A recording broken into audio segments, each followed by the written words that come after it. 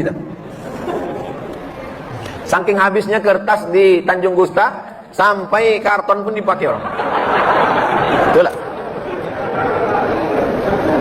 Kalau sesudah berwudu, kalau udah berwudu, boleh tak dilap? Boleh tak dilap air wudu? Melap air wudu hukumnya makruh. Kata Imam Nawawi, meninggal tahun 676, dalam kitabnya Al-Majmu' Syarah Muhazzab. Melap, mengusap air wudu pakai anduk, hukumnya makruh. Tapi kalau kedinginan boleh. Di Maroko kalau bulan Januari 0 derajat kedinginan. Di asrama tak ada pemanas air. Mau dimasak pakai gas-gas mahal. Berwudu lah pakai air dingin macam kulkas. Habis berwudu langsung dilap. Tapi di tempat kita tropis 30, 35, 32, 33 derajat. Kenapa dilap? Biarkan sampai kering. Mau dilapnya juga tidak sampai batal, hanya sekedar makruh saja. Harta yang boleh dihibahkan itu berapa dari harta yang kita punya? Hebat orang Tanjung Gusta. Nampaknya semua mau dikasihkannya ini. Waktu Nabi sedang membebaskan kota Makkah, ada sahabat Nabi itu yang sakit, dijenguk Nabi. Anaknya cuma satu perempuan. Laki anak perempuannya ini menantunya kaya pula. Kata dia, semua hartaku mau ku kasih untuk Islam. Kata Nabi, tak boleh. Kenapa tak boleh? Karena kalau semua hartanya dia kasih ahli warisnya, nanti tak dapat. Kalau kau tak mau semua, ambil setengah 50%. Kata Nabi, tak boleh. Kalau begitu sepertiga diterima. Jadi kalau mau mengasih harta, kasih sepertiga. Yang 6, kalau 1 miliar 333 juta. Yang 666 juta dibagikan ke ahli waris. Karena udah ada niat kalau dia mati nanti ahli waris tak dapat. Ada seorang laki-laki tak punya anak, hidup sebatang kara. Bagaimana saya memberikan doa kepada kedua orang tua saya, sedangkan orang tua saya sudah meninggal dan tidak Islam? Ya Allah, kedua orang tuaku itu hamba-Mu, Kau yang menciptakannya, kuserahkan dia kepada Engkau ya Allah. Begitu bunyi doanya. Tak boleh kita katakan, ya Allah ampunkanlah kedua orang tua. Kenapa tak boleh? Karena Ibrahim pernah mencoba dan Allah marah. Maka istighfaru Ibrahim li abihi, istighfar Ibrahim untuk bapaknya, illa am-mau'idatin wa'adaha iyyah. Dia pernah berjanji, sa'astaghfirulaka rabbi innahu kana bi hafiya. Nanti ku mintakan ampunan untuk engkau ayah.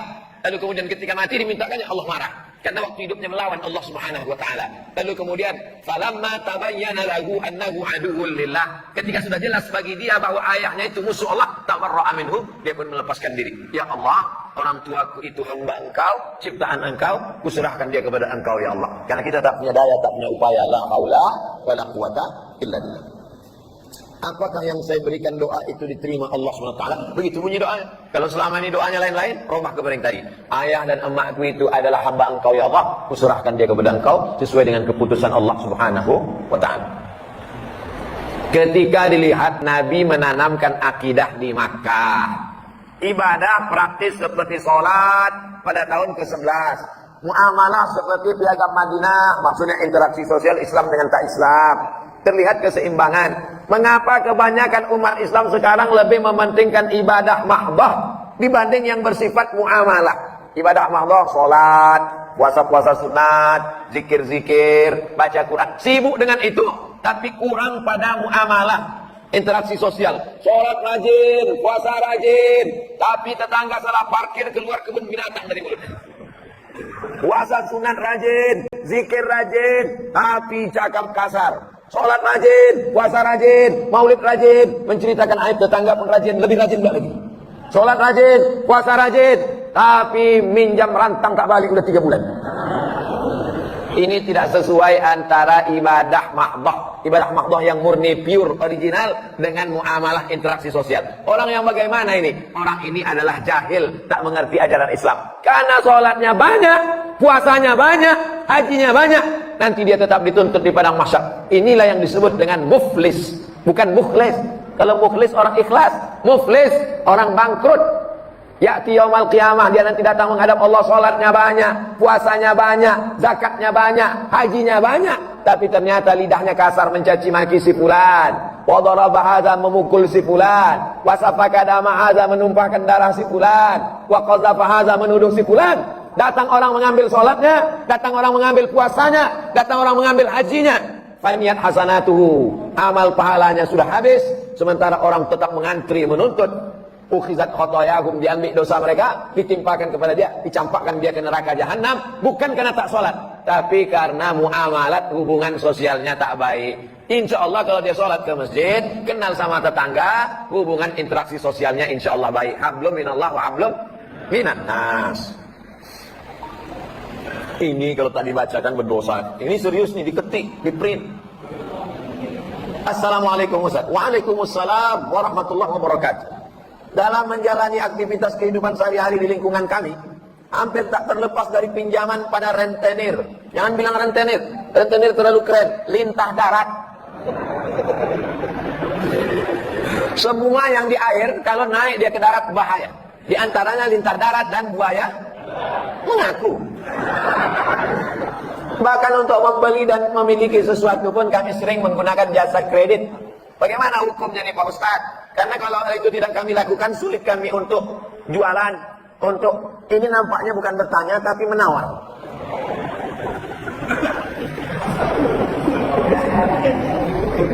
Maka bedanya rentenir pula. Bedanya lintah darat dengan syariat Islam itu letaknya di mana? Lintah darat tidak mau tahu, mau rugi mau untung, yang penting kau bayar bunganya. Dililitnya kita, lama-lama habislah harta kita, lama-lama nyawa kita naik, kumat darah tinggi, jantung koroner mendadak mati. Mati dalam keadaan berhutang di sekeliling pinggang. Nauzubillah. Mudah-mudahan Allah selamatkan kita dari riba ini. Adapun jual beli dengan kredit, tapi akadnya barang dengan uang, maka hukumnya boleh. Misalnya Pak Ketua Masjid mau jual sepeda motor ke saya. Ustaz Somad, mau ku jual sepeda motorku ini ke Ustaz. Berapa harganya Pak Haji? Ini 10 juta, Ustaz cicil lah 10 bulan, sebulannya 1 juta. Boleh apa tak boleh? Gimana detailnya Pak Ustaz? Silakan buka handphone, tulis di Google Somad Maroko Google.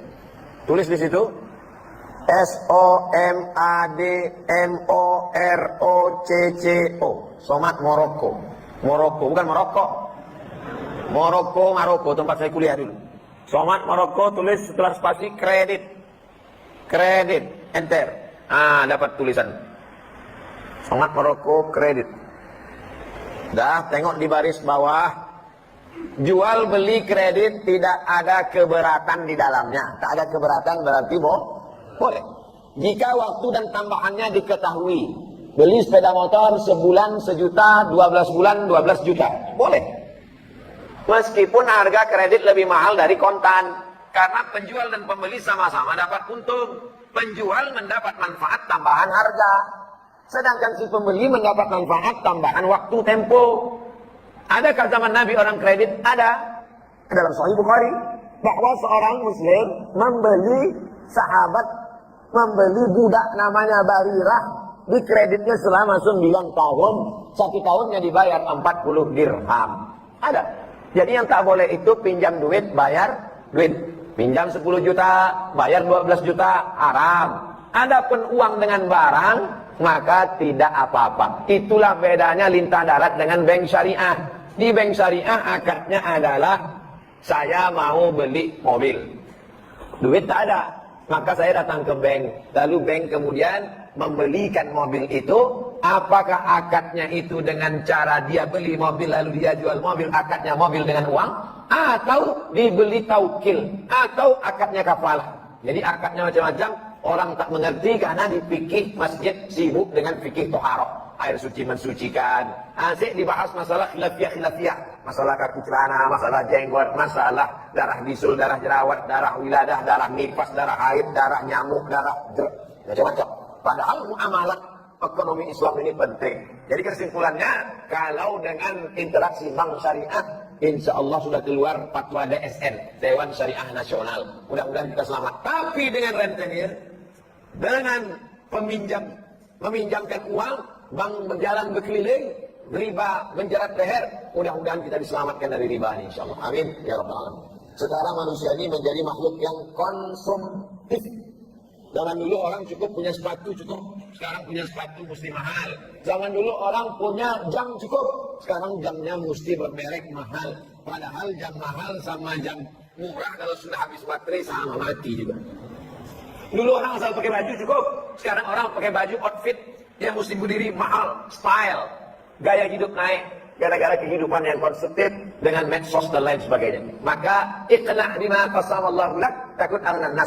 Merasa cukup dengan pembagian Allah sehingga engkau menjadi orang yang berkecukupan. Makanya kita diajarkan doa, Allahumma qina bihalalika an haramik. Cukupkan hati kami dengan yang halal sehingga kami tak mencari-cari yang haram. Orang kalau sudah dicukupkan hartanya, dicukupkan makannya, tapi sibuk mencari haram, sesungguhnya itu hukuman.